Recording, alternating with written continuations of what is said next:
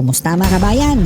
Pag-file ng Certificate of Candidacy ni dating Pangulong Tatay Digong Duterte sa pagkamayor ng Davao City, dinagsa ng maraming taga-suporta. Nako po, samantala, pagka-vice mayor naman ang tatakbuhan ni Mayor Baste at Congressman pa rin si Pulong Duterte mga kabayan. At heto, panoorin natin ang mismong pag-file ni Tatay Digong Duterte kung saan dinagsa ng maraming taga-suporta.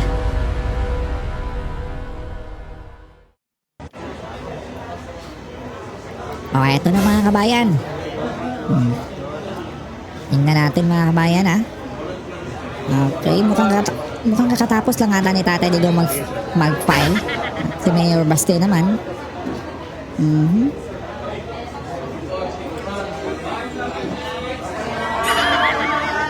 Oh, siksikan mga kabayan, no? Pati sa loob, ang daming gustong nakita si Tatay Digong. At eto, papalabas na nga po si Tatay Digong mga kabayan. Oops, excuse muna sir. Grabe, siksikan mga kabayan, no? Yun, pati sa labas, ang daming nag-aantay mga kabayan.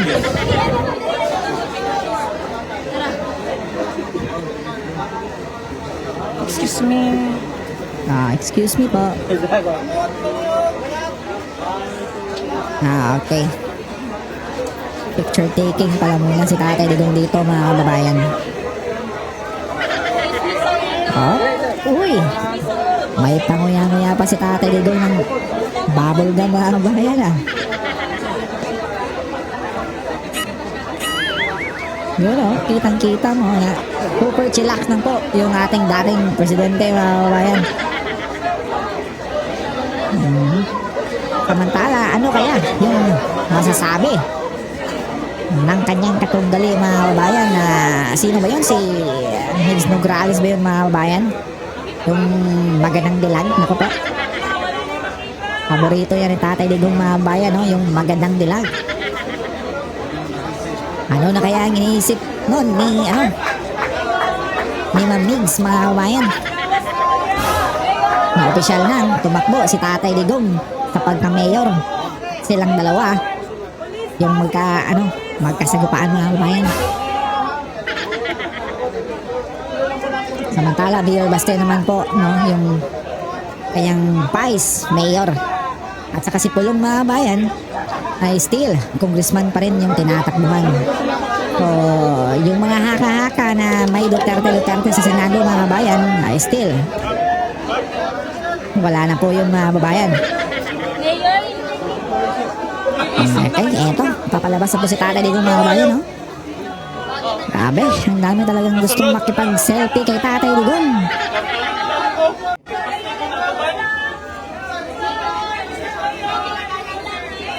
Grabe mga kababayan, no? Ang dami talagang gustong makipag-selfie kay Tatay Digong.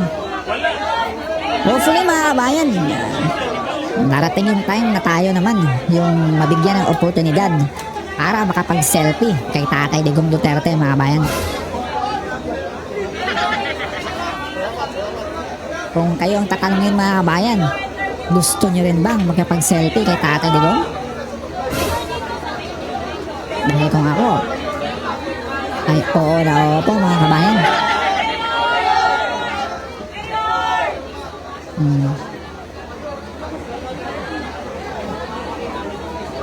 Okay, eto na, papalabas na po si Tatay Digong mga kabayan. Tingnan natin yung mga taga-suporta na nag-aantay sa labas si Tatay Digong mga kabayan.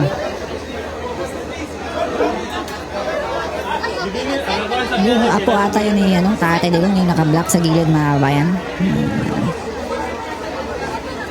Apo ni Tatay Digong, anak ni Pulong Duterte.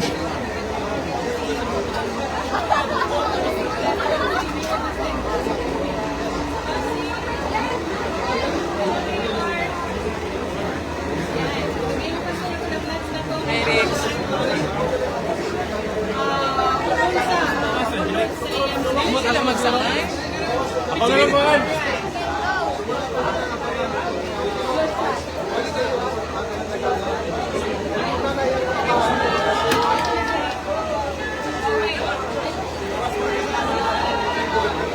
Okay.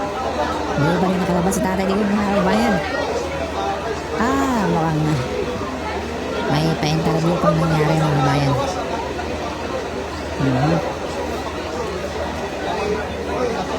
Tatay Digong mga kababayan.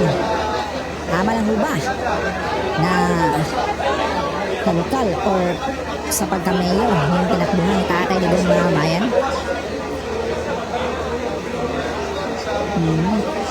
At si Mayor Baste ay still nalabaw pa rin, pero katandem na niya yung kanyang ama bilang isang vice mayor mga kabayan. Okay, ito na. Tatay Digong mga kabayan, may ano pa din, may lakas pa rin mga kabayan. Kahit alam naman natin na hindi na kagaya ng dati si Tatay Digong, pero still may ibubuga pa rin mga kabayan. May ano pa rin, kumbaga may ititira pa rin mga kabayan.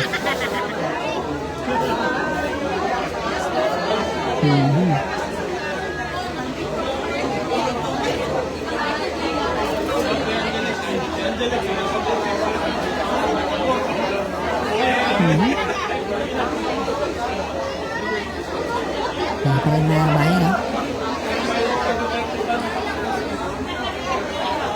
So, samantala mga kabayan, yung wait lang mga kabayan, wait lang. Mukhang papalapit na.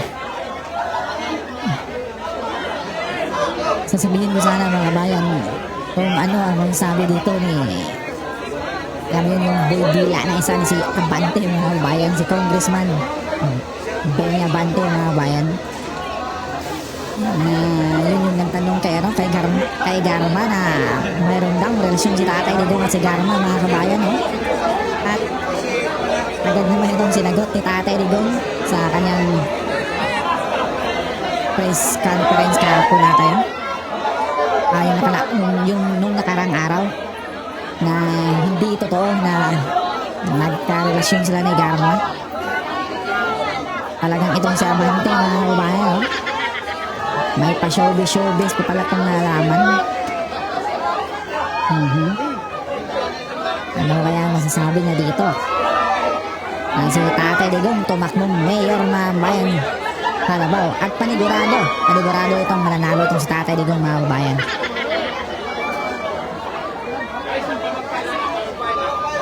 Okay, eto na po si Tatay Digong mga kabayan.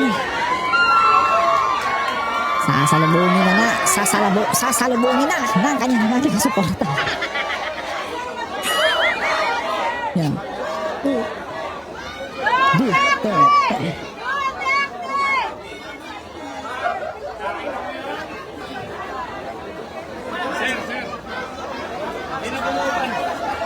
Dito mo talaga malalaman mga kabayan na Sir Wendel. organic talaga yung niya, taga-suporta mga kabayan.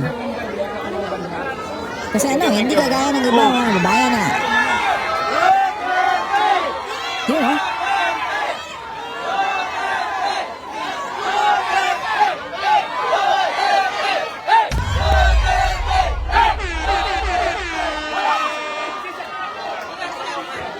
mga kabayan na di kagaya ng iba dyan na mga taga-suporta na mukhang mahahalata mo talaga na may bigayang nangyari kasi may pa-t-shirt pa mga kabayan, may patarpulin pa na naku po, mukhang halatadong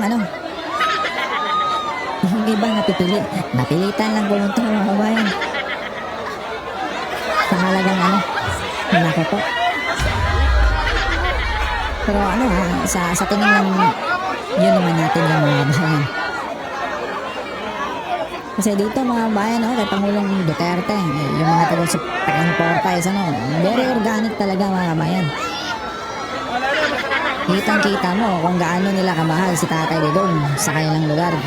Kasi sa Davao yung mga kabayan di ba? How much more? Sa ibang Pilipinas at sa ibang bansa mga kabayan, di ba?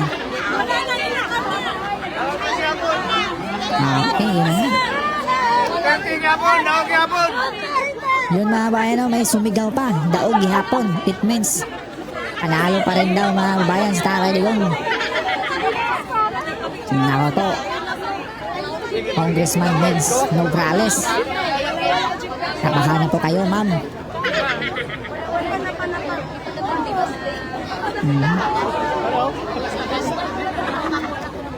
Disputed very tough leader all over the world.